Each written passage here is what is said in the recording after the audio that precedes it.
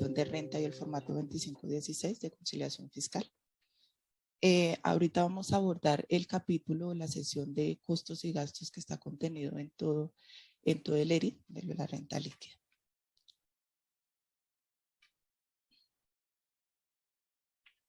Listo. Como nos mencionó inicialmente Jacqueline al inicio de la jornada del día de hoy, pues vamos a dejar a manera de consulta lo que es el formulario 110 con el instructivo y al final de cada capítulo todo lo que contiene el formato 2516. Acá tenemos el 110, el capítulo que vamos a tocar o la sesión que vamos a tocar en este momento obedece a las casillas del 62 al 66, totalizando en el 67.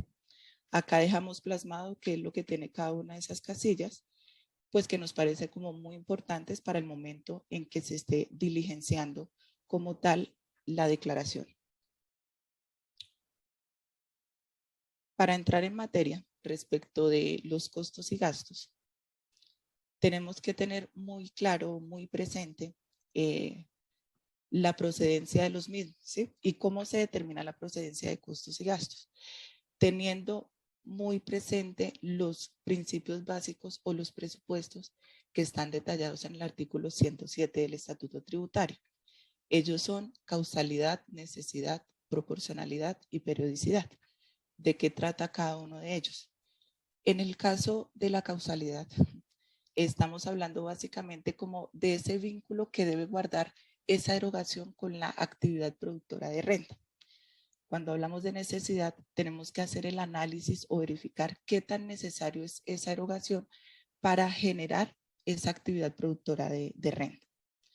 Cuando estamos refiriéndonos a la proporcionalidad, estamos midiendo como que esa magnitud que tiene esa erogación respecto al ingreso que me está generando.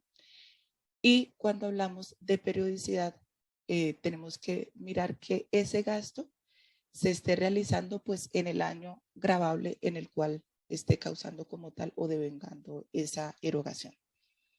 ¿Qué debemos de tener en cuenta cuando también hacemos el análisis de la procedencia de costos o gastos? Es que en el noviembre del 2020 pues surgió la sentencia de unificación. En ella nos dan como un criterio adicional para poder analizar cuando yo verifico la necesidad y proporcionalidad de esos costos o gastos.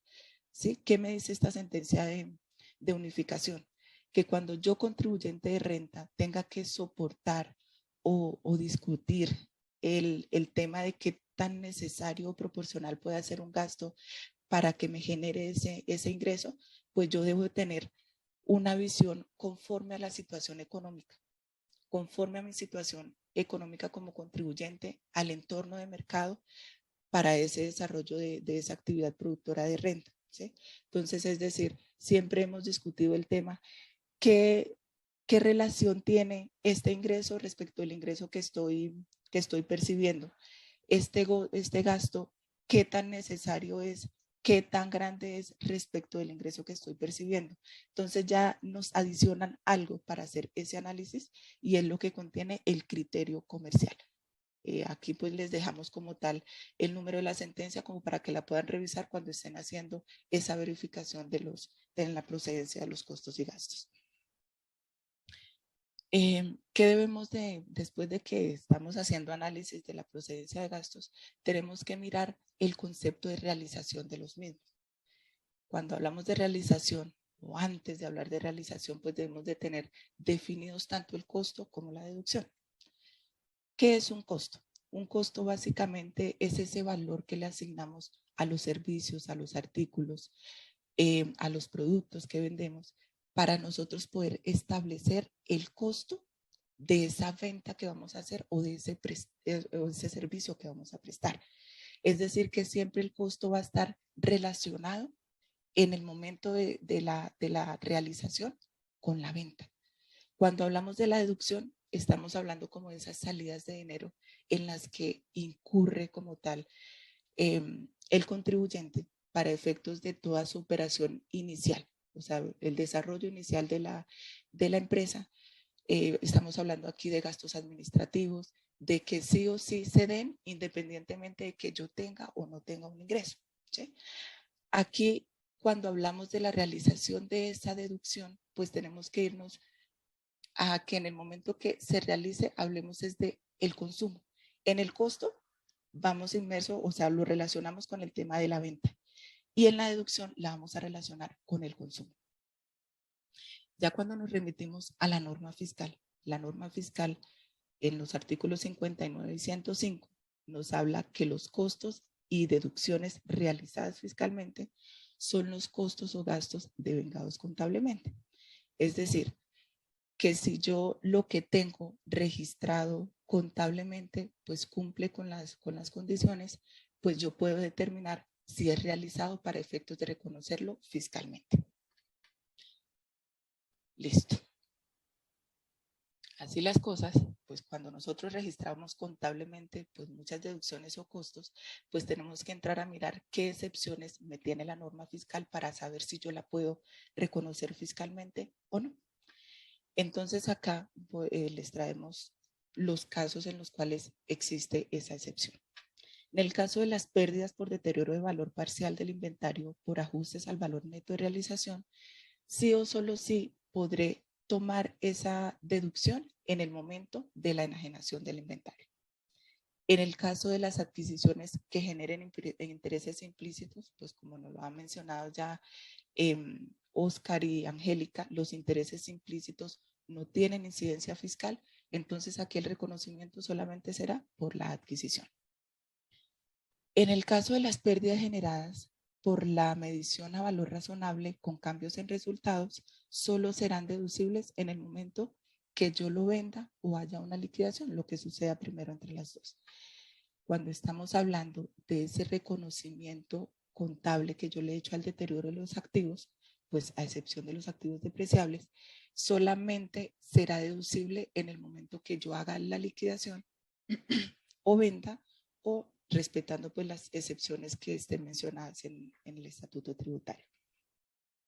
Para el caso de los costos por provisiones asociadas a obligaciones de monto o fecha inciertos, incluidos aquí pues los costos de desmantelamiento, solamente serán deducibles en el momento que surja la obligación de efectuar el desembolso. Esto sucede para todas las provisiones. Tenemos también el caso de los pasivos laborales, en donde se encuentre, o sea, en donde no se encuentren consolidadas en cabeza de los trabajadores, pues de la única manera que puedo tomar esa deducción es cuando se haya hecho el desembolso con monto y fecha ciertos. Los montos que originan la actualización de esos pasivos estimados o provisiones. Solamente surgirá la obligación de efectuar el desembolso, ahí reconoceré la deducción de este rubro. Tenemos también los costos que se presentan en el ORI. Estos solamente serán deducibles en el momento que me afecten el PIG o se haga una reclasificación a algunas de las cuentas del patrimonio. Cuando hablamos de los costos devengados en faltantes de inventario, pues para efectos del reconocimiento contable, sí, ¿qué debo contemplar yo acá en este escenario? Ayer lo vimos pues con Nidia cuando nos habló de la disminución de los inventarios. Este tiene un limitante, ¿sí? Es decir, que si yo contablemente tengo un valor alto en temas de faltantes de inventario que me generan una disminución al inventario, yo solamente podré tomar fiscalmente lo que está determinado en el artículo 64, que es solamente me permitirá hasta el 3% del inventario más las compras. Hasta ahí. Hola Alexandra, sí. ¿Cómo estás? Bien, Queremos pedirte un favor. Nuestros asistentes nos están pidiendo si podemos subir un poco más el tono de la voz para que se te comprenda un poco mejor. Entonces, si quieres, voy a estar atenta para escuchar a ver cómo nos mejora el audio. Digamos que vamos perfecto con la temática, pero sí nos están pidiendo un poco más de audio. Listo, ahora me confirma y se escucha mucho mejor. ¿No se escucha el viento? No. Si quieres avancemos y yo si tenemos que volver a retomar, vuelvo e ingreso. Bueno, listo. Acá estamos hablando pues de las excepciones. Estamos en el punto de los costos devengados por faltantes de inventarios. En este punto lo que nosotros reconozcamos contablemente, pues para efectos de la deducción va a estar limitado a lo que está contemplado en el artículo 64 del Estatuto Tributario. Este punto ayer pues lo desarrollamos con Nidia Villamil y es básicamente que la norma a mí solamente me permite tomar como disminución de inventario hasta el 3% del inventario inicial más las compras. El valor de la diferencia que yo tenga registrada contablemente, pues no se puede, no procede fiscalmente, pero pues tampoco puedo tomar un tema de llevarlo como gasto o capitalizarlo. El otro punto de excepción respecto de los registros que yo hago contable para el reconocimiento ya fiscal, tenemos el costo y gasto por diferencia en cambio, ¿sí? Solamente será deducible la parte que se ha realizado, o sea, la parte que obedezca a una transacción. Es decir, que si yo reconocía una TRM inicial, un pasivo o un activo, y voy a liquidarlo, voy a hacerle un abono, voy a pagarlo, en ese momento es que me está generando a mí una diferencia de TRM. Esa es la diferencia realizada y esa es la diferencia por la cual yo podría tomar la deducción. Si es el caso que nos dé deducción. Anteriormente, pues Angélica nos explicó cuando es el caso del ingreso. En ese momento de la transacción, si me da utilidad, pues será ingreso grabado. Acá para la deducción será, pues si me da una pérdida, el efecto de esa diferencia en cambio, pues ahí es donde llamaremos diferencia en cambio realizada, es la pagada y es la que podemos tomar como deducción. Ahora, ¿me confirma por favor si están escuchándome bien? Sí, Alexandra, muchas gracias. Listo. Por acá por el chat nos están confirmando que ya se está escuchando perfecto. Muchas gracias. Bueno, gracias a usted. Listo, así como hay excepciones en el tema de la deducción, también tenemos unas limitaciones y están específicas acá en nuestro estatuto tributario.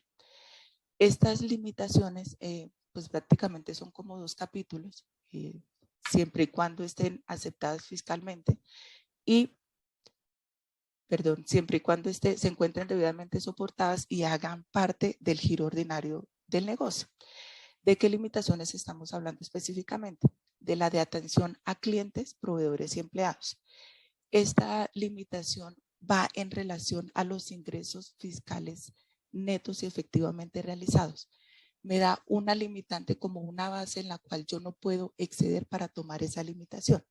Es decir, que llego, hago un barrido, tengo mi balance como tal, un balance de prueba que ya es el definitivo, tomo mis gastos por estos conceptos, ya sea que la fiesta de fin de año, cortesías que he hecho, regalos que he enviado a mis clientes o gastos de representación, todo lo que yo tenga registrado en mi balance, sea en cuenta 51, 52 o que si las tengo relacionadas en el costo, miro los totales que se dieron a diciembre del 2021, en este caso, que estamos hablando del año grabable 2021, ahí totalizo mis gastos y costos acorde a este rubro. ¿Con qué lo voy a comparar? Después tomo mis ingresos fiscales netos, a ese ingreso fiscal neto le aplico el 1%, ahí me dará un valor. Ese valor será como mi alerta, ¿sí? Será mi base en la cual yo digo, tengo tanto entre estos gastos, si esos gastos son menores al límite del 1% de mis ingresos netos fiscales, me los puedo tomar. Si esos gastos superan esa base del 1%, solamente me podré tomar hasta el 1% de esos ingresos fiscales netos efectivos realizados. Esa diferencia, pues no es aceptada fiscalmente y tampoco puedo tomar el caso de llevarlo a un costo o capitalizarlo. En el caso de los pagos salariales y prestacionales, cuando provengan de litigios laborales, serán deducibles solo en el momento del pago, siempre y cuando estemos acreditando que se cumplió con todos los requisitos para la deducción de salarios, es decir, retención en la fuente, aportes a seguridad social. Más adelante detallaremos cuáles son todos esos requisitos que nos sugiere la norma para poder tomar la deducción de salarios. Un capítulo aparte y que hace relación a todas estas limitaciones que los costos cuya aceptación esté restringida, yo no podré tomar la opción de llevarlos como deducción, ¿sí? Ni en el caso de que tenga gastos que no se fueron aceptados como deducción, llevarlos y tratarlos como un costo o capitalizarlos. Acá entramos al capítulo y es lo que vamos a tener a lo largo, digamos, de esta sesión de costos y deducciones, y son todas las deducciones, tanto especiales o sobrededucciones o donaciones, que nos permiten hacer ese análisis de la procedencia para poderlo tomar en la deducción de nuestra renta. Si nos aplica a alguno de estos casos, mirar requisitos, limitaciones y cómo proceder a ellos para incluirlos dentro de nuestra declaración de renta. ¿Listo? Entonces acá tenemos el capítulo de las contribuciones a educación que hacemos a los empleados. Aquí básicamente este capítulo está dividido en 3. ¿Sí? El primero obedece a los pagos a programas de becas de estudio y créditos condonables. Sí, solo sí, yo puedo tomar esa deducción, o sea, si yo, contribuyente de renta, tengo este tipo de programas o he otorgado créditos condonables a los empleados, sí o sí puedo tomar esta deducción siempre y cuando sea de conocimiento de todo el personal que tienen derecho, digamos, a este beneficio. Que todos tengan acceso, digamos, en el caso de los programas a becas de estudio y créditos condonables, no es solamente el empleado, también es parte del núcleo de su familia. ¿Sí? Entonces no es solamente una parte o unas secciones de la empresa, no, sino todos los empleados tienen que tener conocimiento del mismo y poder acceder a estos beneficios, tanto él como el núcleo familiar. Un punto importante, que estos pagos tiene que hacerlos directamente el empleador a la entidad educativa y siempre tiene que canalizarse a través del sistema financiero. Tienen que ser programas que sean acreditados por una autoridad de educación nacional o territorial, y lo chévere, digamos, también de este tipo de pagos de programas es que no solamente incluye la matrícula, sino que también incluye pensión, incluyen textos o software a los cuales se les ha otorgado como el programa al cual van a acceder. ¿Qué debemos contemplar acá en este capítulo? Que no se considera estos pagos que haga el empleador a su empleado a través de esos programas, no se considera un factor de compensación o remuneración directa al empleado. No están sujetos a que haya una permanencia del empleado en la empresa y tampoco podrá exigirse al empleado que devuelva esos dineros a los cuales la sociedad hizo la inversión. ¿Qué otro capítulo encontramos acá como contribución de educación a empleados? Tenemos los pagos o inversiones que se hagan en programas de educación inicial. Esto es para los hijos menores de 7 años de los empleados. Igual que el caso anterior, esto tiene que ser de conocimiento de todos los empleados y que tengan acceso todos los hijos menores de 7 años de los empleados.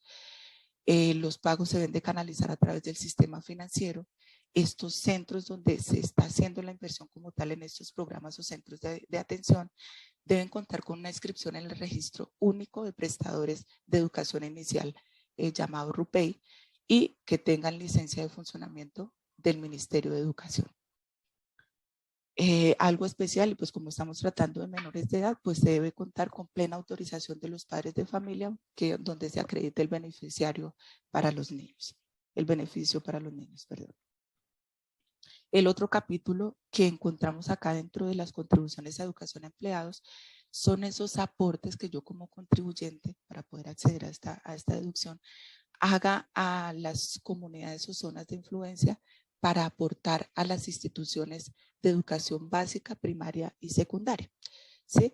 Estos aportes que se hagan a esas instituciones, pues deben ser instituciones que estén reconocidas por el Ministerio de Educación Nacional de Colombia. ¿Sí?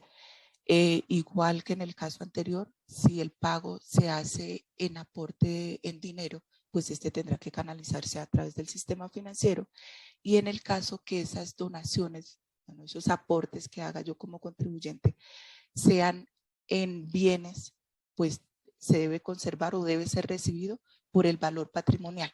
Este valor patrimonial, pues ¿cómo se determina? Pues a través de la fecha en que se realice esta entrega, pues ahí habrá un valor patrimonial que será el último declarado por el contribuyente, y ese será el valor por el cual lo reconocerá la institución que reciba este aporte. Aquí pues vamos a contemplar cuáles son los requisitos para la deducción de los salarios. Para nosotros poder tomar deducción por salarios, debemos tener en cuenta que si está objeto a practicar retención en la fuente, pues sobre los ingresos que esté remunerando como tal el empleado, serán sujetos a ello. Debo acreditar como contribuyente o como empleador que se hayan pagado los aportes para fiscales y a la seguridad social, y esta acreditación tiene que ser antes de la presentación inicial de la declaración de renta. Los pagos no constitutivos de salario, pues debo yo pues darme cuenta o verificar que no vayan a ser superiores al 40% de la remuneración, ¿sí? Esto pues tiene más efectos, digamos, como en el tema de la seguridad social, pero entonces tengo que medir esa parte, que esa parte no constitutiva de salario no me supere el 40% de la remuneración. Si yo como contribuyente pues tengo trabajadores que devengan menos de 10 salarios mínimos legales vigentes, pues tengo derecho a una exoneración en los aportes a SENA, SBF y salud, ¿sí? Y en el caso de las prestaciones sociales, que ahorita pues cuando toquemos el tema, digamos, de la nómina electrónica, nos centraremos un poquito más. En el caso de las prestaciones sociales para la procedencia de esa deducción, pues será en el momento de la consolidación por cada uno de los empleados. Aquí estamos hablando de cesantías, intereses, vacaciones, primas. ¿Qué va a pasar? Aquí hay una parte especial en el tema de las prestaciones sociales, y es cuando yo recibo efectivamente una cesantía. O sea, yo como empleado en este caso recibo efectivamente las cesantías. En ese caso se está realizando como tal esa erogación, es decir, que el contribuyente, mi empleador, puede en sí determinar en ese momento que es una cesantía que cumple con un derecho para la deducción. ¿Qué tenemos dentro del capítulo de deducción de salarios? Acá tenemos lo que son las indemnizaciones y bonificaciones por retiro definitivo. En el tema de las indemnizaciones, pues ha habido mucha discusión, ¿sí? Entonces, pero básicamente, y concentrándonos en lo que vimos al inicio de esta sesión, siempre debemos hacer nosotros nuestro análisis de los principios básicos de la procedencia, que cuáles son: necesidad, proporcionalidad, causalidad y periodicidad. Entonces, acá, ¿qué nos están diciendo básicamente? Yo, para poder tomar o analizar si esa bonificación por retiro definitivo o esa indemnización es deducible, ¿qué debo mirar? Que ese soporte y sustentación por las cuales se está dando ese pago en el caso de la bonificación del retiro, ¿qué incidencia tiene en la actividad productora de renta? ¿Sí? En el caso de las indemnizaciones, ¿cómo puedo yo justificar que se originó su pago? Y esto, ¿cómo está inmersamente asociado a las causas propias que me llevaron pues para que tomara yo esa determinación? Siempre debo considerar pues lo que les digo, lo que está estipulado en el artículo 107. Recientemente, pues bueno, hace un año estamos hablando de un oficio de la DIAN, y donde nos vuelve y nos reitera que cuando es el tema de yo analizar la deducibilidad del pago de las indemnizaciones, ya sea con o sin justa causa, siempre debo considerar los capítulos del 107 y guiarme también de la sentencia de bonificación, para yo, en el caso de tener que sustentar, tenga todo lo dispuesto, pues porque lo vi con ojos de criterio comercial, la situación en la cual me encuentro yo como contribuyente, para poder tomar esta decisión. ¿Listo? No debemos dejar de lado el tema de verificar los pagos, aportes para fiscales y de seguridad social, y más si están dentro del concepto que existe para temas salariales. Dentro de este capítulo también incluimos lo que tiene que ver con los trabajadores independientes, ¿sí? Cuando nosotros contratamos pues trabajadores independientes, ¿qué requisitos debemos nosotros como listar para saber si estamos dentro del análisis para la procedencia de la deducción de estos gastos que vamos a incurrir? Entonces, cuando yo contrato un trabajador independiente, lo primero que debo solicitar pues será su registro único tributario, verificar pues que esté actualizado acorde a la actividad o el bien que él me esté prestando, ¿sí? ¿Qué me debe incluir él? Él debe entregarme como tal una factura electrónica de venta o el documento equivalente, o en su defecto el documento soporte, que evidencie esa operación, con los no obligados a llevar factura. ¿Qué más debo yo comprobar como contribuyente para efectos de determinar si hay o no procedencia en la deducción por este cobro que me esté haciendo el trabajador independiente? Debo verificar el pago de la contribución a seguridad social. Aquí es algo como muy especial, pues porque cuando a mí el trabajador independiente me entrega su factura electrónica o su cobro por el servicio que me esté prestando, yo voy a analizar dos momentos. Es que en el momento que él me entregue a mí la factura, pues apenas va a iniciar como tal a realizarme el servicio, deberé yo solicitarle la seguridad social. Pero ¿qué seguridad social me va a entregar él en ese momento? Me va a entregar los que obedecen a los ingresos que él percibió en el mes inmediatamente anterior.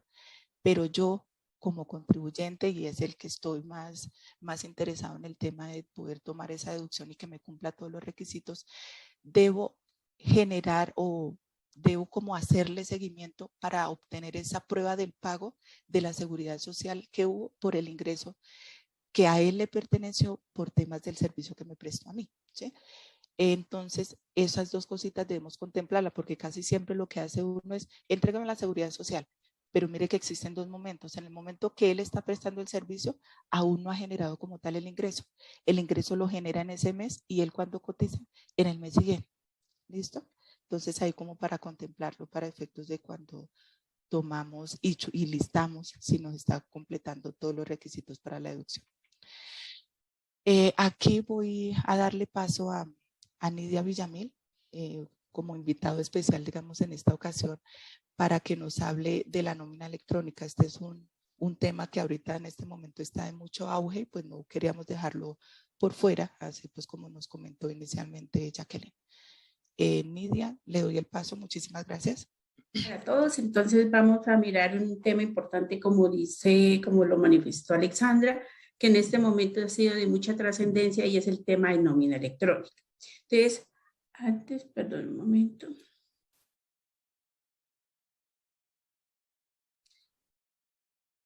Bueno, antes es preciso que recordemos qué me dice el documento soporte de nómina electrónica. Me dice que el documento electrónico es aquel que me constituye el documento, el soporte de los costos y deducciones en el impuesto sobre la renta, y que me da lugar a los impuestos descontables en el IVA, cuando apliquen, obviamente, derivado de los pagos o abonos en cuenta relacionados con la nómina que se desprende de una relación laboral y reglamentaria. Veamos que lo que nos está diciendo es, la resolución nos dice son soporte de costos y deducciones en el impuesto sobre la renta.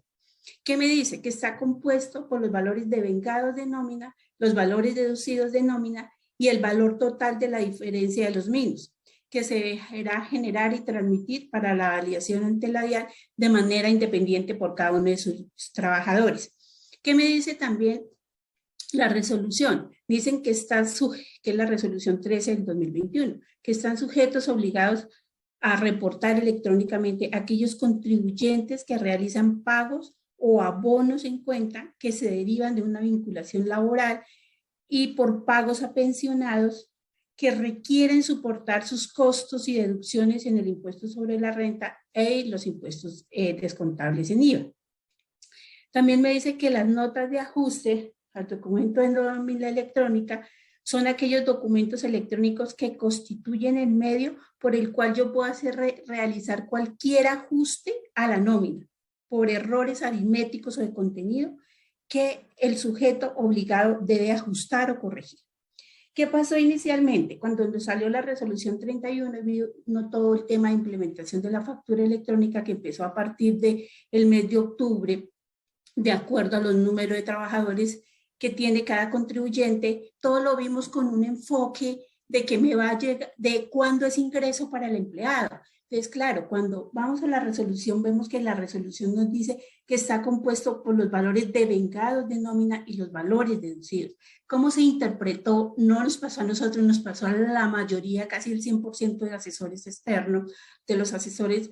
¿Cómo lo interpretamos? Que me están pidiendo mi documento, mi soporte de nómina electrónica. El comprobante de nómina me lo van a reportar en la DIAN, más con el mito de lo que existía que la administración tributaria me va a mandar la declaración a mi correo electrónico. Entonces, claro, allá tiene toda la información consolidada.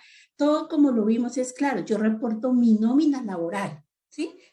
Cuando vino, ahora vamos a ver más adelante todo lo que ha suscitado con relación a este tema. Entonces, en principio, tengamos en cuenta lo que dice la resolución 13 del 2021, que era la nómina electrónica, para saber cuál fue la interpretación que le dio la DIAN a este tema, diferente a los que le dimos los contribuyentes.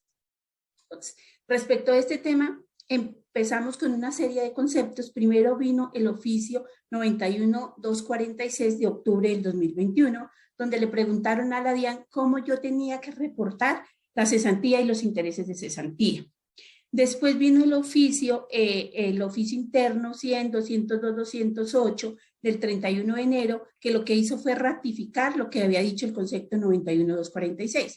Y posteriormente salió un oficio de erradicación interna ante la DIAN, que es el 120, 220, 146 del 17 de febrero del 2022, donde se aclaran todos estos temas. Y la conclusión, adicionalmente, también teniendo en cuenta las conferencias o las charlas que ha dado la Administración Tributaria en sus Facebook Live.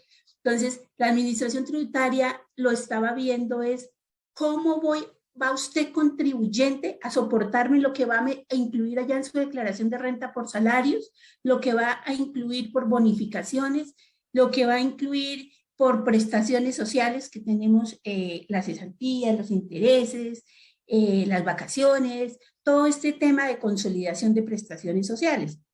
Entonces, ¿qué dijo la DIAN y finalmente qué se concluye de estos conceptos? Que la interpretación para la DIAN es que usted lo debe incluir en su documento electrónico de pago de nómina electrónica, es en el mes en que lo está devengando contablemente. Entonces ahí, cuando al principio fue diferencia de criterios, porque la DIAN nosotros habíamos entendido es el devengado laboral, la DIAN entiende no, es el devengado y es diferente al devengado, el devengado contable es diferente al devengado laboral. Entonces tenemos toda esta serie de conceptos donde, ¿qué se quiso dar? Interpretar lo que la DIAN desde un comienzo quiso decir.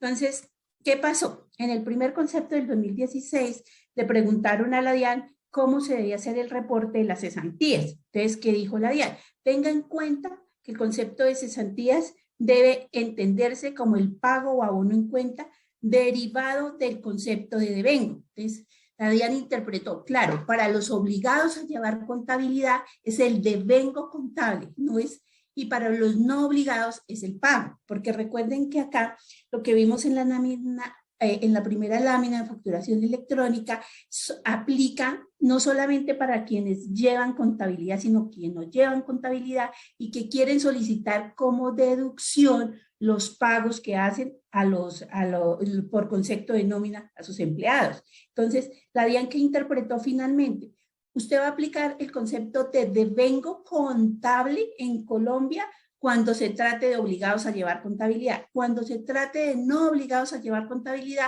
va a utilizar el concepto de pago. Entonces, vino el concepto en el cual les comentaba y la DIAN en su interpretación dijo, es el devengo contable. En el oficio interno de enero 31 del 2022, ¿qué se solicitó a la DIAN? Que reconsiderara su oficio del 2021. ¿Y qué dijo la DIAN? No, me sostengo en mi tesis. Para mí es el devengo contable, que es lo que usted me tiene como que soportar para tomar las deducciones en sus declaraciones de renta. Posteriormente vino una radicación interna, un oficio de radicación interna electrónico del 17 de febrero del 2012 y ratifica con el tema de las vacaciones. Entonces, nos dice, ¿qué nos dijo perdón, me vuelvo un momento. ¿Qué nos confirman los dos conceptos anteriores? Las cesantías cuando usted las devengue contablemente. Entonces, nos vamos al principio de contabilidad, cuando usted debe reconocer el devengo por la cesantía. Pues mes a mes, la norma me contempla a mí hacer una provisión, ¿sí? Una provisión por ese tema de cesantías, intereses, vacaciones. Entonces, si yo para efectos contables también la debo hacer, lo que pasa es que, como veíamos y Oscar nos explicaba, en el tema de contable ya no hay provisiones, ya hay estimaciones, y esas estimaciones, de acuerdo a este principio de contabilidad, deben estar lo más cercanas a la realidad. Entonces, si nos vamos allá, pues mes a mes lo que yo tengo que reportar, que es lo que yo tengo en mi estado financiero, que es el soporte de la contabilidad, es lo que tengo provisionado de la nómina. ¿A qué nos lleva esto? A pensar si yo sí debo hacer la consolidación de prestaciones sociales para el requisito legal, que la debo hacer el 31 de diciembre o la debiera hacer más periódicamente. Hay compañías que sé que la hacen mensualmente hacen esa consolidación y dejan registrados en sus estados financieros el gasto de nómina que va a enero 31. Yo ya sé cuánto le debo a todos mis empleados por concepto de cesantías, de intereses, de vacaciones. ¿Qué pasa? Que si yo, por ejemplo, en el mes de enero le incremento o hago un incremento salarial y las vacaciones que dejé causadas al 31 de diciembre del 2021, esas cesantías fue con base en el salario que yo tenía del año anterior, en el mes de enero ya tendría que reajustar mi gasto por vacaciones, porque yo ya sé que si le debía a Aura unas cesantías con el salario que Aura tenía el año anterior y a enero le subí el salario, pues yo ya sé que ese gasto por cesantías ya se me incrementó en el mes de enero por el solo hecho de haberle hecho un incremento salarial. Entonces, ¿qué me dijo la Administración Tributaria en este oficio del 2022? Me dijo: las sociedades pueden llevar como deducción por vacaciones en un periodo gravable las causadas en esa vigencia, obvio, y el ajuste que surja por la diferencia del valor de las vacaciones causadas en periodos anteriores y el pagado por este mismo periodo. Entonces, ¿qué pasa? Que yo tengo que estar ajustando periódicamente esa provisión y no debiese estar ya en los estados financieros contabilizada como una provisión, sino como un pasivo, porque yo ya sé cuánto es mi pasivo que le debo a cada corte de estados financieros a mis empleados. Entonces, esa es la invitación a revisar este concepto. Que también precisó la DIAN en este concepto, en del 2022, dijo que la liquidación de prestaciones sociales y demás conceptos derivados de una relación laboral que se paguen o abonen en cuenta por parte del empleado a los trabajadores deberán ser incluidas en el soporte de pago electrónica para la que le constituyan costo de deducción. Entonces, acá nos vemos enfrentados a algo. Si yo en el mes de diciembre, para efectos contables o contable y fiscalmente reconocí como gasto del año 2021 las comisiones o las bonificaciones por cumplimiento de metas o de resultados del 2021 y las voy a tomar como deducibles en la renta del 2021, pues tengo que haberlas reportado en el mes de diciembre en el documento de nómina electrónica. ¿Por qué? Porque si yo no la reporté en ese mes cuando era mi devengo contable, mi devengo fiscal, pues la Administración Tributaria me va a decir: usted no tiene el soporte adecuado. Recuerden, como han mencionado mis compañeros, que para la deducción de las prestaciones sociales es necesario que usted tenga un anexo donde tenga las prestaciones sociales consolidadas. ¿Qué es ese anexo? Un documento que consolide un papel de trabajo donde la administración y los usuarios de la información financiera puedan revisar si me cuadra o no me cuadra el gasto de nómina del año, los pasivos que pagué y los pasivos que dejé causados por nómina al corte 31 de diciembre y los pagos que hice durante el año. Entonces, es un anexo que se debe hacer consolidando la información del año gravable para que me acepten la deducción y el pasivo laboral con fines tributarios, ¿sí?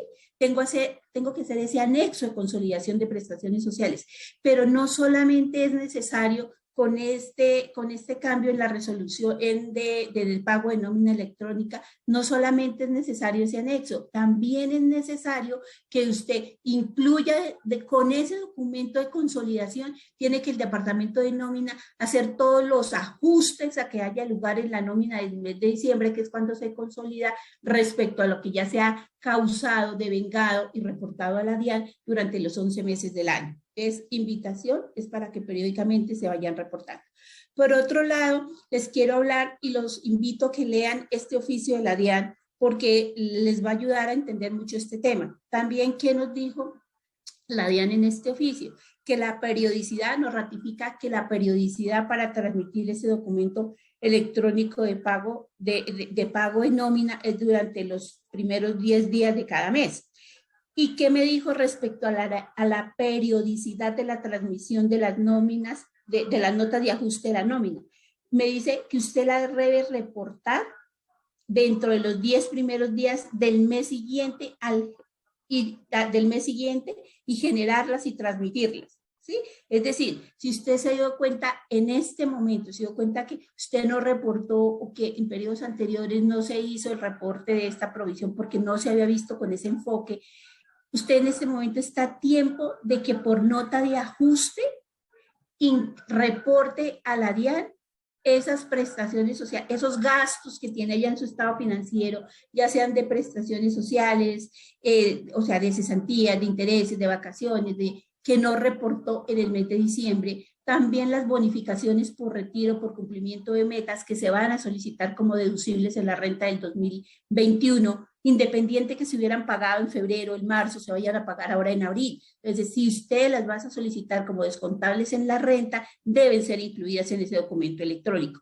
Y mire que la DIAN reconoce que todos esos ajustes que salgan a las nóminas electrónicas, ya sea porque le dice, ya tiene la posibilidad de corregir o de contenido. Si yo en este momento, si en enero no reporté de diciembre la nómina completa, no reporté las cesantías, no reporté los intereses, no reporté las bonificaciones por cumplimiento de metas, pues estoy en el momento en que las debo reportar. Entonces, haga una nota de ajuste y repórtela, porque recuerden que los conceptos de la DIAN son obligatorios para sus funcionarios y lo van a hacer cumplir. Les van a rechazarle el gasto de nómina. Entonces, mi recomendación, nuestra recomendación como compañía, así no compartamos la posición de la DIAN, es para la DIAN, ya lo manifestó en sus 3 conceptos en las conferencias que ha hecho, entonces repórtelo, incluyan en el mes de diciembre y repórtelo por nota de ajuste. Y lo que le dice la norma, usted tiene 10 días desde que se da cuenta que tiene el error para hacer este reporte. En las prestaciones sociales, ¿qué dijo?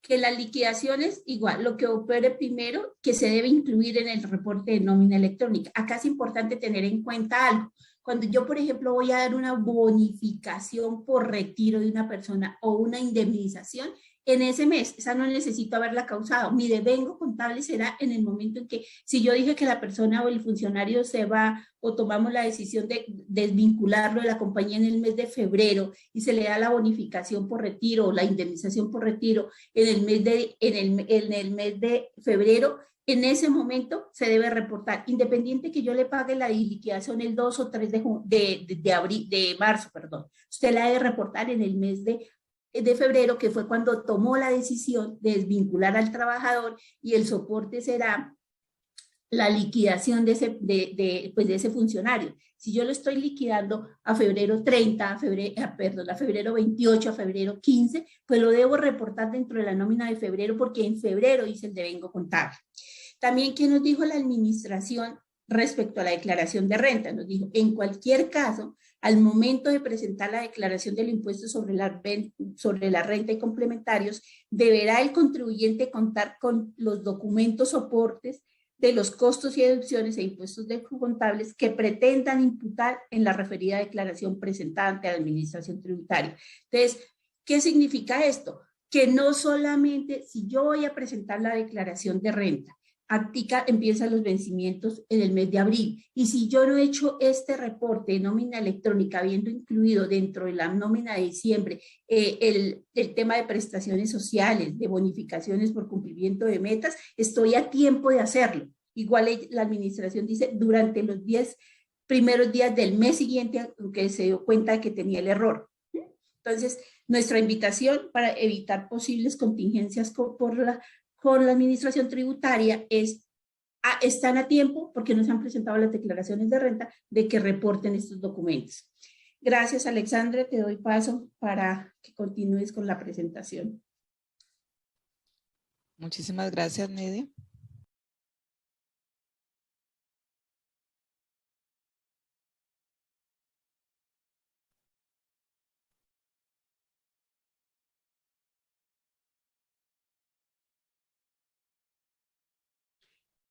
Gracias, Alexandra. Buenos días para todos. ¿Sí me escuchan? Hola, ¿me confirman, por favor? Bienvenida, muchas estás? Gracias. Gracias. ¿Me confirmas? ¿Ya me escuchas? Te estamos escuchando, te vemos es un poco abajo en la pantalla, si nos puedes ayudar subiendo un poco para... Perfecto, ahí te vemos perfecto y te escuchamos perfecto. Muchas gracias, Nidia, adelante. Gracias, Aura. Buenos días para todos. Entonces vamos a mirar un tema importante, como lo manifestó Alexandra, que en este momento ha sido de mucha trascendencia y es el tema de nómina electrónica. Entonces, perdón un momento.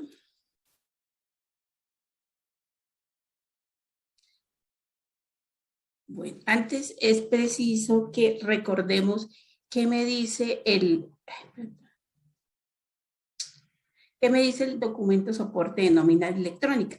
Me dice que el documento electrónico es aquel que me constituye el soporte de los costos y deducciones en el impuesto sobre la renta y que me da lugar a los impuestos descontables en el IVA, cuando aplique, obviamente, derivado de los pagos o abonos en cuenta relacionados con la nómina que se desprende de una relación laboral y reglamentaria.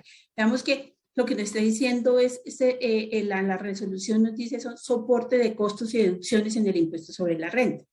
¿Qué me dice? Que está compuesto por los valores devengados de nómina, los valores deducidos de nómina y el valor total de la diferencia de los mismos, que se deberá generar y transmitir para la validación ante la DIAN de manera independiente por cada uno de sus trabajadores.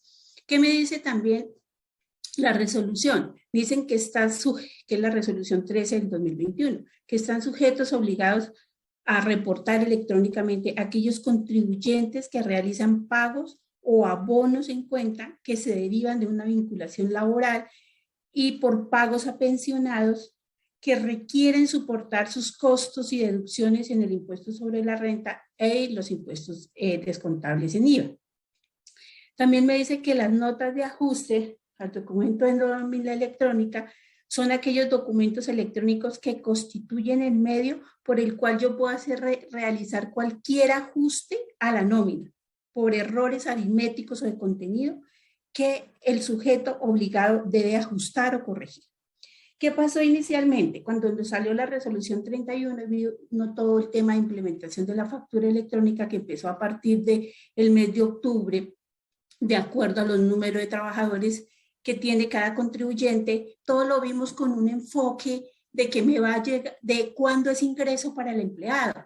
Entonces, claro, cuando vamos a la resolución, vemos que la resolución nos dice que está compuesto por los valores devengados de nómina y los valores deducidos. ¿Cómo se interpretó? No nos pasó a nosotros, nos pasó a la mayoría, casi el 100% de asesores externos, de los asesores. ¿Cómo lo interpretamos? Que me están pidiendo mi documento, mi soporte de nómina electrónica. El comprobante de nómina me lo van a reportar en la DIAN, más con el mito de lo que existía que la administración tributaria me va a mandar la declaración a mi correo electrónico. Es claro, allá tiene toda la información consolidada. Todo como lo vimos es claro, yo reporto mi nómina laboral, ¿sí? Cuando vino, ahora vamos a ver más adelante todo lo que ha suscitado con relación a este tema. Entonces, en principio, tengamos en cuenta lo que dice la resolución 13 del 2021, que era la nómina electrónica, para saber cuál fue la interpretación que le dio la DIAN a este tema, diferente a los que le dimos los contribuyentes. Entonces, respecto a este tema, empezamos con una serie de conceptos. Primero vino el oficio 91-246 de octubre del 2021, donde le preguntaron a la DIAN cómo yo tenía que reportar la cesantía y los intereses de cesantía. Después vino el oficio interno 100, 202, 208 del 31 de enero, que lo que hizo fue ratificar lo que había dicho el concepto 91.246. Y posteriormente salió un oficio de erradicación interna ante la DIAN, que es el 120, 220, 146 del 17 de febrero del 2022, donde se aclaran todos estos temas. Y la conclusión, adicionalmente, también teniendo en cuenta las conferencias o las charlas que ha dado la Administración Tributaria en sus Facebook Live. Entonces, la Administración Tributaria lo estaba viendo es cómo va usted contribuyente a soportarme lo que va a incluir allá en su declaración de renta por salarios, lo que va a incluir por bonificaciones, lo que va a incluir por prestaciones sociales que tenemos, las cesantías, los intereses, las vacaciones, todo este tema de consolidación de prestaciones sociales. Entonces, ¿qué dijo la DIAN y finalmente qué se concluye de estos conceptos? Que la interpretación para la DIAN es que usted lo debe incluir en su documento electrónico de pago de nómina electrónica, es en el mes en que lo está devengando contablemente. Entonces ahí, cuando al principio fue diferencia de criterios, porque la DIAN, nosotros habíamos entendido es el devengado laboral, la DIAN entiende no, es el devengado y es diferente al devengado, el devengado contable es diferente al devengado laboral. Entonces, tenemos toda esta serie de conceptos donde, ¿qué se quiso dar? Interpretar lo que la DIAN desde un comienzo quiso decir. Entonces, ¿qué pasó? En el primer concepto del 2016 le preguntaron a la DIAN cómo se debía hacer el reporte de las cesantías. Entonces, ¿qué dijo la DIAN? Tenga en cuenta que el concepto de cesantías debe entenderse como el pago o abono en cuenta derivado del concepto de devengo. Entonces, la DIAN interpretó, claro, para los obligados a llevar contabilidad es el devengo contable, no es, y para los no obligados es el pago, porque recuerden que acá lo que vimos en la primera lámina de facturación electrónica aplica no solamente para quienes llevan contabilidad, sino quienes no llevan contabilidad y que quieren solicitar como deducción los pagos que hacen por concepto de nómina a sus empleados. Entonces, la DIAN que interpretó finalmente, usted va a aplicar el concepto de devengo contable en Colombia cuando se trate de obligados a llevar contabilidad. Cuando se trate de no obligados a llevar contabilidad, va a utilizar el concepto de pago. Entonces, vino el concepto en el cual les comentaba y la DIAN en su interpretación dijo, es el devengo contable. En el oficio interno de enero 31 del 2022, ¿qué se solicitó a la DIAN? Que reconsiderara su oficio del 2021. ¿Y qué dijo la DIAN? No, me sostengo en mi tesis. Para mí es el devengo contable, que es lo que usted me tiene como que soportar para tomar las deducciones en sus declaraciones de renta. Posteriormente vino una radicación interna, un oficio de radicación interna electrónico del 17 de febrero del 2012 y ratifica con el tema de las vacaciones. Entonces, nos dice, ¿qué nos dijo? Perdón, me vuelvo un momento. ¿Qué nos confirman los dos conceptos anteriores? Las cesantías cuando usted las devengue contablemente. Entonces, nos vamos al principio de contabilidad, cuando usted debe reconocer el devengo por la cesantía. Pues mes a mes, la norma me contempla a mí hacer una provisión, ¿sí?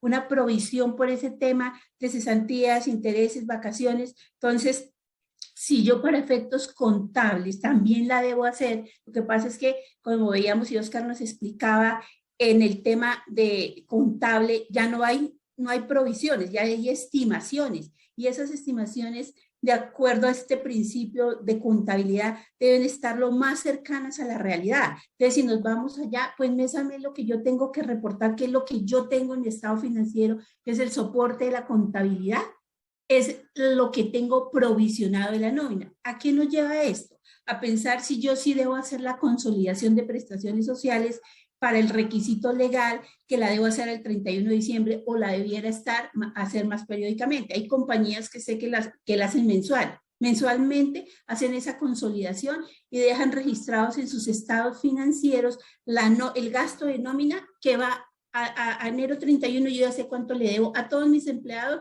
por concepto de cesantía, de intereses de vacaciones. ¿Qué pasa? Que si yo, por ejemplo, en el mes de enero le incremento o hago un incremento salarial y las vacaciones que dejé causadas al 31 de diciembre del 2021, esas cesantías fue con base en el salario que yo tenía del año anterior, en el mes de enero ya tendría que reajustar mi gasto por vacaciones, porque yo ya sé que si le debía a Aura unas cesantías con el salario que Aura tenía el año anterior y a enero le subí el salario, pues yo ya sé que ese gasto por cesantías ya se me incrementó en el mes de enero por el solo hecho de haberle hecho un incremento salarial. Entonces, ¿qué me dijo la Administración Tributaria en este oficio del 2022? Me dijo: las sociedades pueden llevar como deducción por vacaciones en un periodo gravable las causadas en esa vigencia, obvio, y el ajuste que surja por la diferencia del valor de las vacaciones causadas en periodos anteriores y el pagado por este mismo periodo. Entonces, ¿qué pasa? Que yo tengo que estar ajustando periódicamente esa provisión y no debiese estar ya en los estados financieros contabilizada como una provisión, sino como un pasivo, porque yo ya sé cuánto es mi pasivo que le debo a cada corte de estados financieros a mis empleados. Entonces, esa es la invitación a revisar este concepto. Que también precisó la DIAN en este concepto, del 2022, dijo que la liquidación de prestaciones sociales y demás conceptos derivados de una relación laboral que se paguen o abonen en cuenta por parte del empleado a los trabajadores deberán ser incluidas en el soporte de pago electrónica para la que le constituyan costo de deducción. Entonces, acá nos vemos enfrentados a algo. Si yo en el mes de diciembre, para efectos contables o contable y fiscalmente reconocí como gasto del año 2021 las comisiones o las bonificaciones por cumplimiento de metas o de resultados del 2021 y las voy a tomar como deducibles en la renta del 2021, pues tengo que haberlas reportado en el mes de diciembre en el documento de nómina electrónica. ¿Por qué? Porque si no, si yo no la reporté en ese mes cuando era mi devengo contable, mi devengo fiscal, pues la administración tributaria me va a decir, usted no tiene el soporte adecuado. Recuerden, como han mencionado mis compañeros, que para la deducción de las prestaciones sociales es necesario que usted tenga un anexo donde tenga las prestaciones sociales consolidadas. ¿Qué es ese anexo? Un documento que consolide un papel de trabajo donde la administración y los usuarios de la información financiera puedan revisar si me cuadra o no me cuadra el gasto de nómina del año, los pasivos que pagué y los pasivos que dejé causados por nómina al corte 31 de diciembre y los pagos que hice durante el año. Entonces, es un anexo que se debe hacer consolidando la información del año gravable para que me acepten la deducción y el pasivo laboral con fines tributarios, ¿sí? Tengo que hacer ese anexo de consolidación de prestaciones sociales, pero no solamente es necesario con este cambio en la resolución del pago de nómina electrónica, no solamente es necesario ese anexo, también es necesario que usted incluya con ese documento de consolidación, tiene que el departamento de nómina hacer todos los ajustes a que haya lugar en la nómina del mes de diciembre, que es cuando se consolida respecto a lo que ya se ha causado, devengado y reportado a la DIAN durante los 11 meses del año. Es invitación, es para que periódicamente se vayan reportando. Por otro lado, les quiero hablar y los invito a que lean este oficio de la DIAN porque les va a ayudar a entender mucho este tema. También, ¿qué nos dijo la DIAN en este oficio? Que la periodicidad, nos ratifica que la periodicidad para transmitir ese documento electrónico de pago de nómina es durante los primeros 10 días de cada mes. ¿Y qué me dijo respecto a la periodicidad de la transmisión de las nóminas, de las notas de ajuste de la nómina? Me dice que usted la debe reportar dentro de los 10 primeros días del mes siguiente y generarlas y transmitirlas, ¿sí? Es decir, si usted se dio cuenta en este momento, se dio cuenta que usted no reportó o que en periodos anteriores no se hizo el reporte de esta provisión porque no se había visto con ese enfoque, usted en este momento está a tiempo de que por nota de ajuste reporte a la DIAN esas prestaciones sociales, esos gastos que tiene ella en su estado financiero, ya sean de prestaciones sociales, o sea, de cesantías, de intereses, de vacaciones, que no reportó en el mes de diciembre. También las bonificaciones por retiro, por cumplimiento de metas que se van a solicitar como deducibles en la renta del 2021, independiente que se hubieran pagado en febrero, en marzo, se vayan a pagar ahora en abril. Entonces, si usted las va a solicitar como descontables en la renta, deben ser incluidas en ese documento electrónico. Y mire que la DIAN reconoce que todos esos ajustes que salgan a las nóminas electrónicas, ya sea porque le dice, ya tiene la posibilidad de corregir o de contenido. Si yo en este momento, no, si en diciembre, en enero no reporté de diciembre la nómina completa, no reporté las cesantías, no reporté los intereses, no reporté las bonificaciones por cumplimiento de metas, pues estoy en el momento en que las debo reportar. Entonces, haga una nota de ajuste y repórtela, porque recuerden que los conceptos de la DIAN son obligatorios para sus funcionarios y lo van a hacer cumplir, les van a rechazarle el gasto de nómina. Entonces, mi recomendación, nuestra recomendación como compañía, así no compartamos la posición de la DIAN, es para la DIAN, ya lo manifestó en sus 3 conceptos, en las conferencias que ha hecho, entonces repórtelo, incluyan en el mes de diciembre y repórtelo por nota de ajuste. Y lo que le dice la norma, usted tiene 10 días desde que se da cuenta que tiene el error para hacer este reporte. En las prestaciones sociales, ¿qué dijo?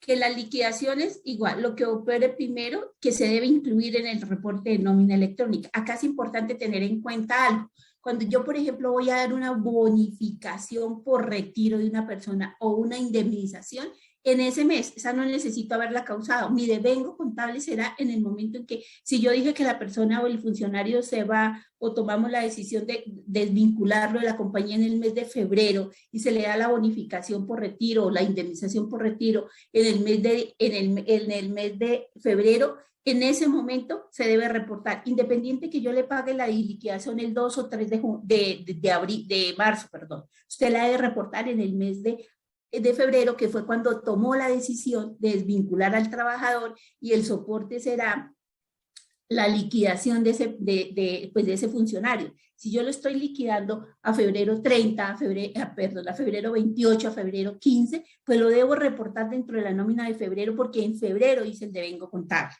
También, ¿qué nos dijo la administración respecto a la declaración de renta? Nos dijo, en cualquier caso, al momento de presentar la declaración del impuesto sobre la renta y complementarios, deberá el contribuyente contar con los documentos soportes de los costos y deducciones e impuestos contables que pretendan imputar en la referida declaración presentada ante la Administración Tributaria.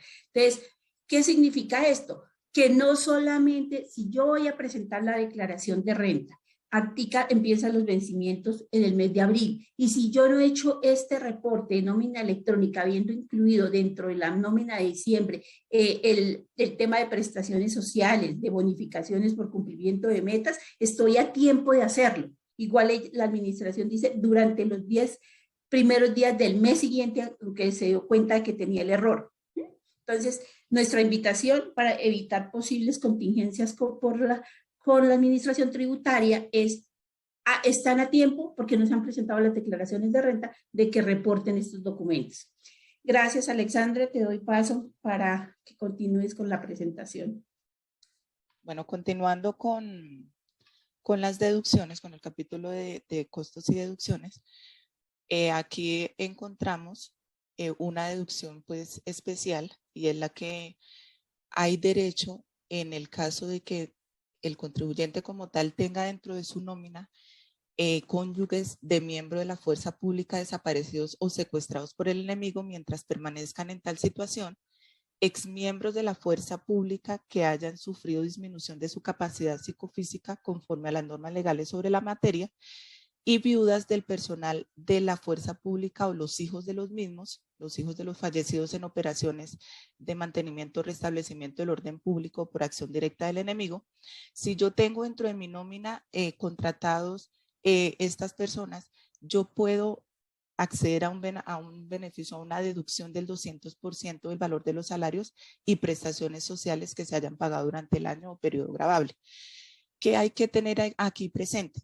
Pues que esta deducción tiene un límite y es que por cada persona en el año, en este caso pues para el año 2021, son 22.148.000 incluidas las prestaciones sociales. Es decir, estamos hablando de 610 VTs. Adicional a esta limitación, pues yo requiero pues como requisito, ay, disculparán que haya repetido casi la palabra, una certificación que me emita el Ministerio de Defensa con los cumplimientos del lleno de todos los requisitos para poder soportar esa deducción en el caso de que tenga yo contratado personal de las fuerzas militares. ¿Qué otra deducción también encontramos? Una deducción especial y es el tema de la deducción que me otorgan en el caso de yo haber contratado personal que signifique para él que sea su primer empleo, ¿sí? ¿Qué me otorgan a mí como contribuyente, como deducción? Me otorgan un 120% de los pagos que haya realizado a esos empleados que sean menores de 28 años.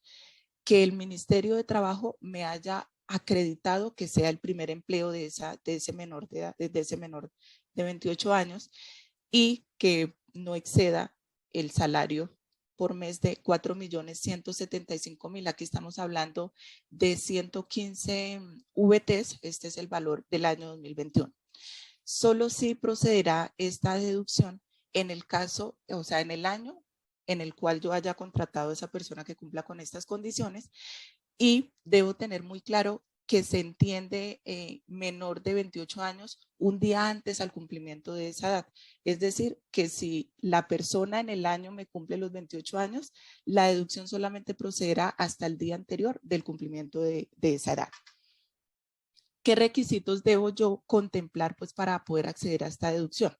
Debo ser contribuyente obligado a presentar la declaración del impuesto de renta y complementarios, haber realizado los pagos por conceptos de salarios a empleados menores de 28 años que se hayan contratado posterior a que entra en vigencia como tal esta deducción, es decir, posterior al 27 de diciembre del 2019. Que sea el primer empleo de la persona. En el decreto reglamentario 392, que es prácticamente donde está estipulado todas las definiciones, todos los conceptos, todos los requisitos en los cuales yo debo cumplir como contribuyente para obtener esta procedencia, me explican qué es primer empleo. Primer empleo se configura en el momento en que no registre ni afiliación ni cotización, ya sea como trabajador independiente o trabajador dependiente, al sistema integral de seguridad social. En ese momento puedo entender yo que es el primer empleo para la persona, pero no solamente me voy a quedar con que yo entienda que él no se ha afiliado ni ha cotizado, sino que debo obtener esa certificación que me da el Ministerio de Trabajo en donde me acredita que es el primer empleo para esa persona menor de 28 años. Y otro ítem que debo tener presente para el cumplimiento de los requisitos de esta deducción es que sea nuevos empleados. Cuando yo hablo de nuevos empleos, es que estoy generando un incremento respecto de la nómina del mes de diciembre del año anterior. O sea, que yo vea un incremento tanto en número como en valor tanto de las personas como del salario. Ahí yo debo determinar eso, que hay un incremento. Listo, esto es en cuanto al primer empleo. Tenemos otra deducción, ¿sí? Esta deducción es especial. Es una deducción que me otorgan como tal tener ese beneficio si yo tengo contratados, tengo dentro de mi nómina contratadas mujeres víctimas del género de violencia, ¿sí? Perdón, violencia de género. ¿Qué requisitos debo cumplir yo para acceder a esta deducción? Es una deducción del 200% sobre los salarios y prestaciones sociales si tengo empleada a ese tipo de mujeres que hayan sufrido alguna violencia. Tenemos que soportar un contrato de trabajo. Debemos de tener esa certificación bajo la autoridad competente, en este caso administrativa o judicial, que es la única que me podría reconocer que la mujer fue víctima de violencia de género. Tener todos los comprobantes con su sello de cancelado, pues que otorgue que yo sí le he pagado efectivamente esos salarios y prestaciones sociales a la mujer. Adicional, pues debo tener, o sea, toda esta información que me piden como requisito, yo la debo tener ahí como lista pendiente en caso de alguna verificación, yo poderla demostrar a la administración que estoy cumpliendo con todos los requisitos para poder acceder a esta deducción. Es la certificación del operador, o sea, del PILA, donde me esté yo plasmando la cotización, los aportes, las bases que yo he hecho a la seguridad social por ese salario y prestaciones sociales que le estoy pagando a la mujer víctima de la violencia. Y algo muy especial, ¿sí?, que debemos contemplar acá, y delicado, más que especial es como delicado, es que se debe mantener en plena confidencialidad la situación de la mujer que ha sido afectada pues por ser víctima de la violencia. ¿Listo? Esta deducción solamente procede desde el año de la contratación hasta 3 años, pues si la trabajadora se encuentra vinculada directamente. ¿Listo? También tenemos otra deducción especial y es respecto de los aprendices SENAS, ¿sí?, los que contratemos. Recordemos que las empresas por cada 20 trabajadores pues deben de tener un aprendiz contratado del SENA. Esto me da lugar a mí a tener una deducción del 130% entre sus salarios y prestaciones sociales, ¿sí? Y pues solamente procederá respetando que por cada 20 haya uno, ¿sí? O sea, que si yo me excedo, o sea, que si por cada 20 tengo 2, no, solamente me van a permitir tomar la deducción de esa sola persona al 130%. Acá tenemos otra deducción especial y es respecto de cuando el contribuyente hace o tiene contratados personal con pérdida de discapacidad del 25, más del 25%, pues eso tiene que ser certificado. Me da derecho a un 200% de sus salarios pagados a ellos en esa condición, ¿sí? ¿A quiénes le otorgan como tal esta deducción? Pues a todos los contribuyentes del impuesto de renta que hayan pagado los salarios sobre estas personas que tienen esta condición de discapacidad. Tenemos, ¿qué requisitos debemos de cumplir? Pues que esa situación de discapacidad esté certificada y se mantenga durante el periodo gravable que yo vaya a tomar ese beneficio. Y hay que tener algo muy claro, pues porque podríamos decir, tenemos el 200% de los salarios, ¿qué pasa con mis aportes para fiscales y seguridad social? Pues acá me lo dicen que solamente puedo tomarme el 100% de ellos, solamente obedece el 200% a los salarios pagados cuando tengan esa condición. ¿Qué encontramos aquí? Que en el caso de, digamos, si las personas jurídicas, pues que estén obligadas al pago y declaración de la renta, que realicen donaciones en dinero para la red de bibliotecas nacionales, tienen derecho a una deducción del 100% del valor donado, pues que previamente esté verificado por el Ministerio de Cultura, y que este monto del incentivo, o sea, ese monto de la donación que hicieron, lo pueden utilizar como deducción durante los 5 años después de la donación. ¿Qué me da adicional este incentivo? Me da adicional un derecho al descuento del 25% de ese valor que yo como contribuyente doné. ¿Cómo puedo hacer esas donaciones? Esas donaciones las puedo hacer en dinero para la construcción, dotación o mantenimiento de bibliotecas de la Red Nacional de Bibliotecas Públicas y de la Biblioteca Nacional. Y también puede ser en especie, es decir, acervos bibliotecarios, recursos informáticos y en general recursos bibliotecarios. Pues previamente, a través también del Ministerio de Cultura, quien avalaría todo esto, pues habrá un avalúo de esos bienes que yo estoy aportando como donación. ¿Qué encontramos también como otra deducción especial? Yo como contribuyente que haya hecho donaciones a estos organismos, es decir, a organismos deportivos y recreativos o culturales, que tengan personería jurídica sin ánimo de lucro, también a la Corporación General Gustavo Matamoros y a los organismos de deportes aficionados, estamos hablando de clubes deportivos, de las federaciones deportivas, me da lugar a la deducción, a una deducción del 100%. Listo. ¿Qué tenemos también? Tenemos derecho, cuando hacemos una donación al apadrinamiento y conservación de bosques naturales, tenemos derecho a deducir del impuesto de renta el 30% de esas donaciones que yo he otorgado para financiar los parques naturales de Colombia, con el fin pues de conservar los bosques también naturales. Me da derecho a un 30%. ¿Qué tenemos acá también? Tenemos otra deducción que nos permite tanto deducción como descuento, y son las inversiones o donaciones que yo haya realizado en investigación, desarrollo tecnológico e innovación. Estos pues serán deducibles en el año o periodo grabable que yo haga esa inversión o haga la donación para que hagan la inversión. Esto estará pues a través de un estudio y pues me darán como el aval de que sí cumplo o no cumplo las condiciones como para que se pueda dar esa inversión. ¿Quién da el aval como tal? Aquí es bajo los criterios y condiciones del Consejo Nacional de Beneficios Tributarios en Ciencia, Tecnología e Innovación. Los costos en los que yo haya incurrido para que me den lugar al descuento o deducción, pues yo no los puedo capitalizar pues con fin de que después lo tome otra vez como costo de deducción. ¿Sí? Y adicional a esa deducción del 100% que me otorga esta inversión, también tenemos el descuento del 25% del valor invertido.